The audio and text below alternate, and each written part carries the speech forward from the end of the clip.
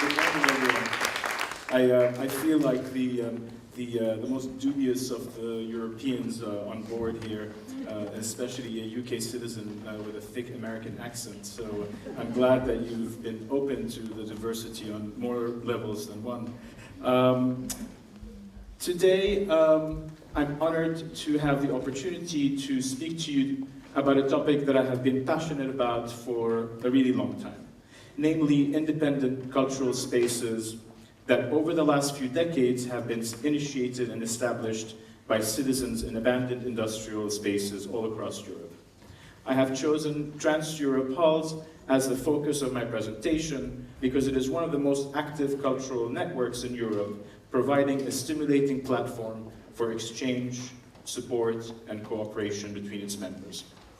I'd like to point out that a board member of Trans-Europe Hall is amongst us. Could you raise your hand in case you would like to talk to her later on? Let me give you some background on Trans-Europe Hall. The network was founded in 1983 and is based in Sweden.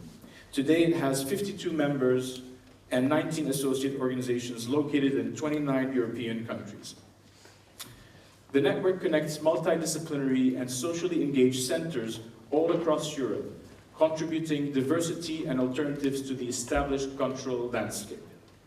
The network has a broad range of organizations. Some are volunteer-run, others employ more than 100 people. Some are privately sponsored, others receive public funding. Most of them are financed through a combination of grants and other income they generate at cultural events and through incredible efforts of engaged individuals within the community. Some of these centers are located in rural settings, most of them are based in cities. What they have in common is they are all based in former factories, warehouses, workshops, slaughterhouses, ship and train yards, etc. Not unlike the space we're in, except with very, very, very less resources most of the time. Artists and activist-led citizen groups throughout Europe have recycled the detritus of their industrial past, converting spaces of mass fabrication into spaces of mass civic and cultural production. Collectively, these spaces annually serve 6.5 million people. The network's incredibly slim annual budget is of 235,000 euros. Like its member organizations, the network continuously struggles to pay its staff of 1 full-time and 2 part-time employees.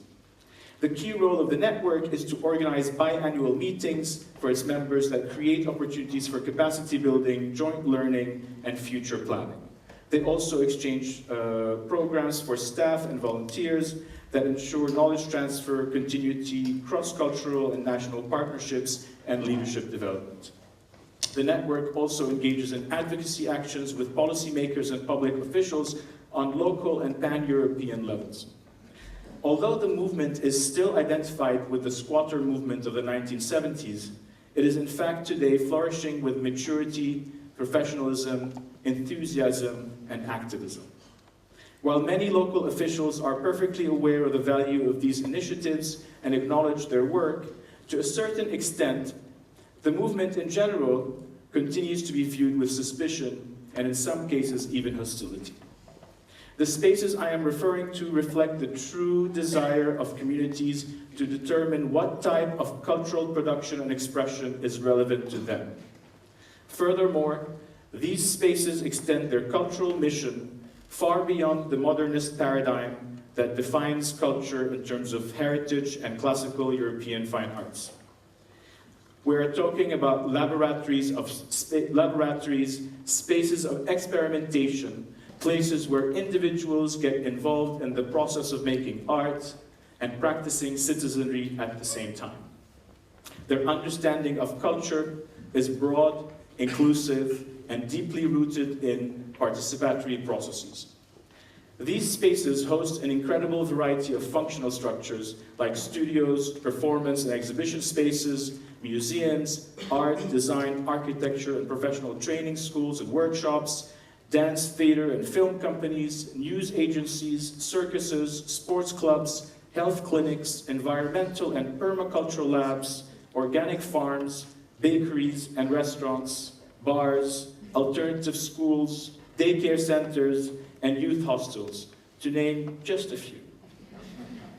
They are interdisciplinary and contribute to cross-fertilization in terms of audiences, learning, and civic engagement. A form of engagement that is often discussed at academies and political institutions, but rarely successfully implemented by them on the ground. Contemporary citizenry is in the making at these spaces, where all kinds of people are literally producing what we have been dreaming about and talking about for decades. Aside from contributing to the diversity of contemporary creativity, these spaces are vectors of community development. They are models of how people live, share, and develop together. Most importantly, they are living examples of citizen-based and decentralized forms of governance. The Trans-Europe Hall network is a vivid example also of transnational exchange, intercultural connectivity, and European integration with very limited resources. At this moment of great economic, political, and philosophical shifts in Europe, and I do believe and share what my other colleagues believe, that this crisis is primarily a crisis of creativity. The social nature of our democracies seems to be at stake. We question if our nation-states are still able to provide the economic and civic safety nets their citizens have learned to rely on. It thus seems urgent to explore, develop, and engage with new paradigms in order to implement policies that can cope with most urgent challenges we face today and in the near future. Although the European Union, or the European project, represents a greater community transgressing the nation-state, we can still witness resistance, fear, and lack of imagination and courage towards decentralized forms of governance.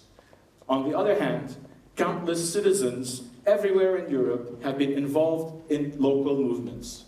They are matured, and so have their communities, developing visions and aspirations that are legitimate and can inspire the change we are so eager for in this period of uncertainty. I'm not necessarily advocating decentralization at all levels and the de-responsibilization of the state. What I want to point out at least is that now is the time to foster an environment where citizens are more encouraged and empowered to participate in the development of the policies that will shape their destinies. In order to achieve this aim, we can learn from the cultural and civic transformations and experimentations taking place at the fringes and peripheries of our societies. Let us be bold to rethink our public institutions, their functions and services, in response to the needs of new civic aspirations. In light of this, what are some recommendations that would help nurture this area of work, namely citizen-led, independent cultural spaces? Firstly, we need to simplify the necessary legislative, fiscal, and bureaucratic tools to enable growth and sustainability for decentralized initiatives and spaces. Secondly, introduce and enhance non-measurement-based evaluation of cultural and civic work, and we really need to just get to work and do this right. Thirdly, we need to expand financial and technical support to independent grassroots organizations, especially in terms of real estate solutions and infrastructure and rehabilitation. Fourthly, make European funding programs more accessible to smaller and financially vulnerable structures and institutions. It seems that we've been talking about this for a decade or more, but actually on the ground we're still very far from achieving that. Fifth, we need to provide tangible support to active and professional networks. And I say tangible support. We've spent in the last decade more funds and resources on looking at networks and networks of networks than actually supporting the networks on the ground. So, and finally, we need to invite independent and alternative cultural institutions to participate in the process of shaping public cultural policies. I know some of us might cringe at that idea, but I think the time has come and this is an essential issue.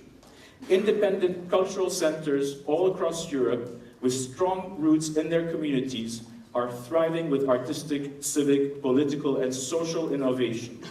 The time has come to acknowledge that these communities are sources of creativity, inspiration, and citizenry. The time has come to learn from them, and to make a commitment to support them. Thank you.